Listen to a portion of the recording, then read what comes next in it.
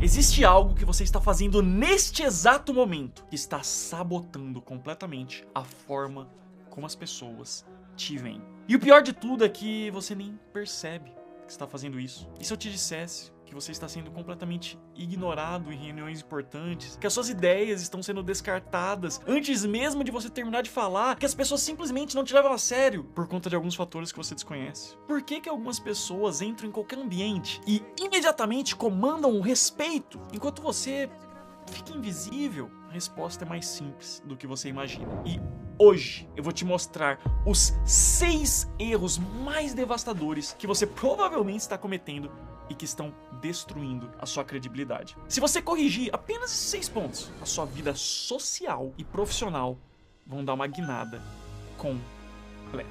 Então vem comigo para mais um vídeo do canal do É o Professor da Oratória.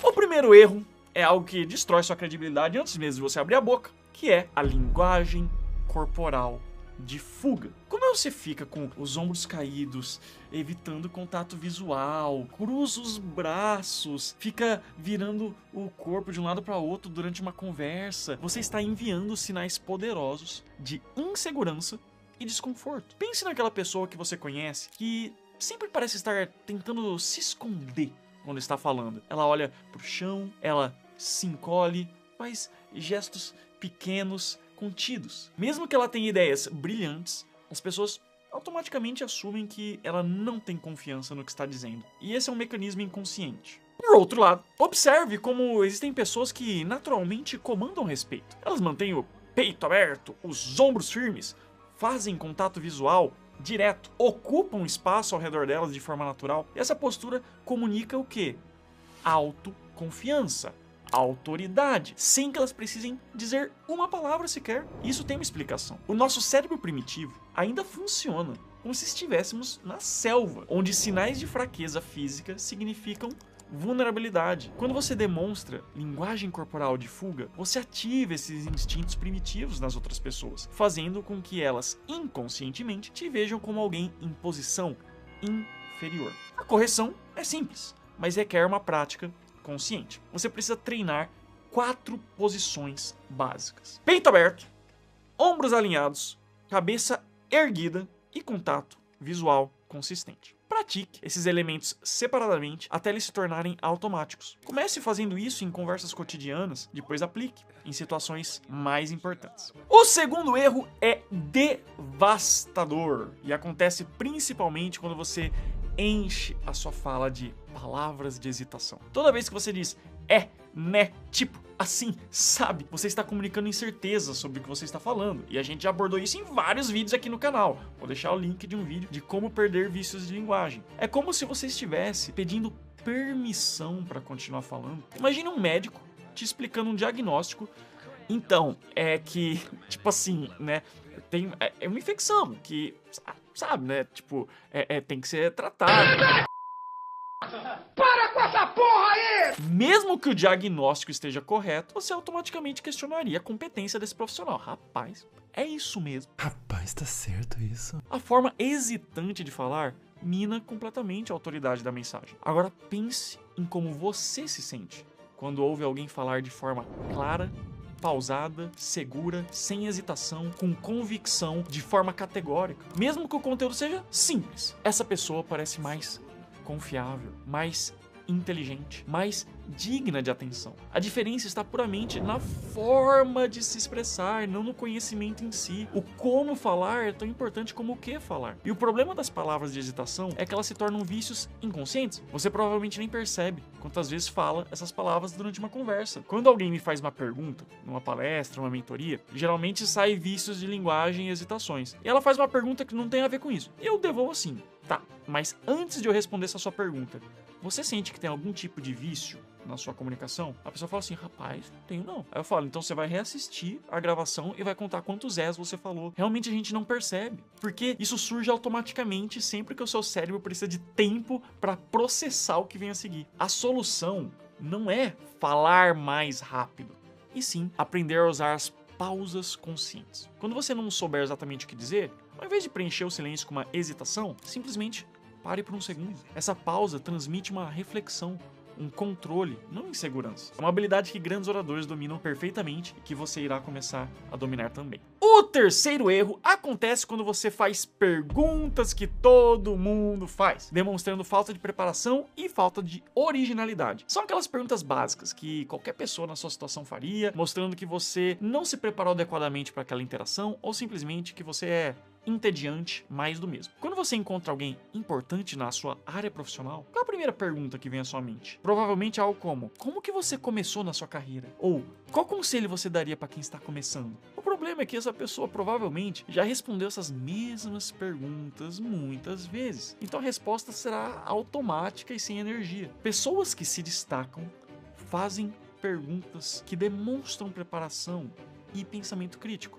Elas pesquisam antes, identificam aspectos específicos, interessantes sobre aquela pessoa, sobre o trabalho dela e fazem questionamentos que realmente façam a pessoa parar para pensar. Isso cria uma conexão muito mais forte e te torna memorável. A diferença, então, está no nível de especificidade e da relevância das perguntas. Ao invés de perguntar como você começou, você poderia, por exemplo, perguntar: eu vi que você fez uma transição de carreira muito interessante há 5 anos. O que te fez perceber que era hora de mudar? Perceba que essa pergunta mostra que você se preparou, você sabe com quem está falando, você está genuinamente interessado na jornada daquela pessoa. O hábito de fazer perguntas pertinentes identifica algo específico sobre a pessoa ou sobre a situação que desperte uma curiosidade genuína. Formule essas perguntas de modo que suas respostas gerem experiências únicas e não resultados óbvios. O quarto erro é algo que transforma pequenos deslizes em grandes constrangimentos. E acontece quando você comete um erro menor e depois chama mais atenção para ele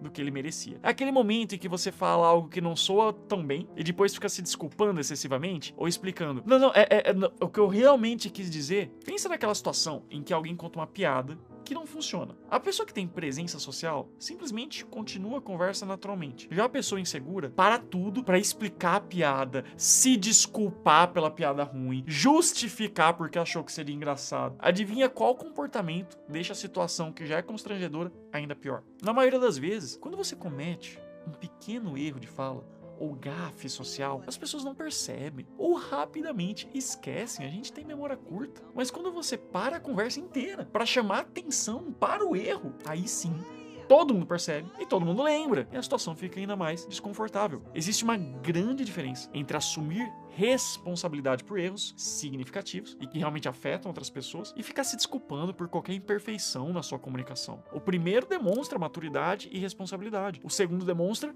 insegurança, falta de autoconfiança. A habilidade de continuar com naturalidade, mesmo depois de pequenos tropeços, é uma marca de pessoas socialmente confiantes. Elas sabem que a perfeição não existe na comunicação humana e que tentar corrigir cada pequeno deslize só piora a situação. Vamos agora para o quinto erro, que ele acontece quando você tenta impressionar, forçando suas conquistas em contextos em que elas não fazem tanto sentido natural. É aquela tendência de mencionar coisas como onde você estudou, que carro você tem, quanto que você ganha, mas isso não tem nada a ver com o assunto da conversa. Observe como pessoas inseguras tentam de uma forma ou outra mencionar algo que elas acham impressionante, para dar uma carteirada, para falar: olha, eu sou importante. E elas estão contando uma história bem simples sobre o trânsito e de repente mencionam o modelo do carro que elas têm, e estão falando sobre um restaurante e acabam comentando sobre a viagem internacional que eles fizeram. Essas inserções forçadas são bem transparentes para qualquer pessoa com o mínimo de maturidade social. E o paradoxo aqui é que quanto mais você tenta impressionar dessa forma óbvia e forçada, menos impressionante você fica. Porque as pessoas percebem imediatamente. Você está se esforçando demais para parecer importante e isso gera o efeito contrário. Parece que você não tem confiança. É como se você estivesse gritando: me validem! Em cada conversa. Pessoas realmente confiantes compartilham conquistas quando elas são relevantes para a conversa ou quando são perguntadas diretamente. Elas não sentem essa necessidade de provar constantemente o seu valor por meio de objetos materiais, títulos. A sua confiança vem de dentro e não de validação externa. A regra é simples: compartilhe conquistas quando elas agregam valor à conversa ou ajudam a ilustrar um ponto relevante. Evite mencionar esse tipo de coisa apenas para suprir um desejo interno de impressionar os outros. Foque em experiências interessantes, aprendizados, não em símbolos de status. E a gente chegou no pior erro de todos, que é não se inscrever no canal. É óbvio, se você ainda não é inscrito no canal do El Professor do Oratório, olha o conteúdo que você tá perdendo. Tem gente que nos escuta no cardio, tem gente que nos escuta no carro, tem gente que escuta... Quem mais? Eu recebo vários. Comenta aí nos comentários como que você costuma maratonar meus vídeos. É na TV? É no celular? No ônibus? Como é que é? Eu quero saber. Como que eu tô aparecendo aí pra você? O sexto erro acontece quando você sempre concorda com tudo para evitar conflito. O famoso tentar agradar todo mundo. Você nunca expressa as suas opiniões próprias porque tem medo do desconforto que elas podem gerar. Você sempre vai na onda do que os outros estão dizendo. Pessoas que fazem isso acham que estão sendo queridas, agradáveis, mas na verdade estão sendo esquecíveis. Quando você nunca tem uma opinião própria, nunca adiciona uma perspectiva única a uma conversa, você se torna invisível. As pessoas não lembram de você porque você não deixou nenhuma impressão marcante. Observe, pessoas carismáticas em ação, elas não concordam com tudo, mas elas também não são desrespeitosas. Elas têm opiniões próprias e elas expressam elas de forma fundamentada, empática. Isso cria uma tensão interessante na conversa e faz com que as pessoas prestem atenção. Ter uma personalidade própria não significa ser arrogante. Criar conflitos desnecessários significa ter pensamento crítico, significa ter coragem de expressar essas opiniões quando for apropriado. O nome disso é autenticidade. E não precisa também começar com uma opinião super polêmica. Começa pequeno. Quando alguém perguntar sua opinião sobre algo simples, dê uma resposta honesta, mesmo que seja diferente da maioria. Pratique expressar preferências genuínas, ao invés de sempre perguntar, tanto faz, o que você prefere, o que você acha? Aos poucos, você vai desenvolvendo confiança para se posicionar em assuntos mais importantes. Quando você para de tentar agradar todo mundo, paradoxalmente, você se torna muito mais magnético. Eu dedico todo um capítulo disso ao meu livro, que se você ainda não leu, eu recomendo, Como Falar Bem e Ficar Rico. Quando você vem aqui no sumário, olha só esse capítulo aqui. Livre-se dos 3 bloqueios que travam a sua comunicação. Aí você vem aqui na página 93. O primeiro bloqueio é o bloqueio do agradador. Existem muitas formas de perder esse bloqueio.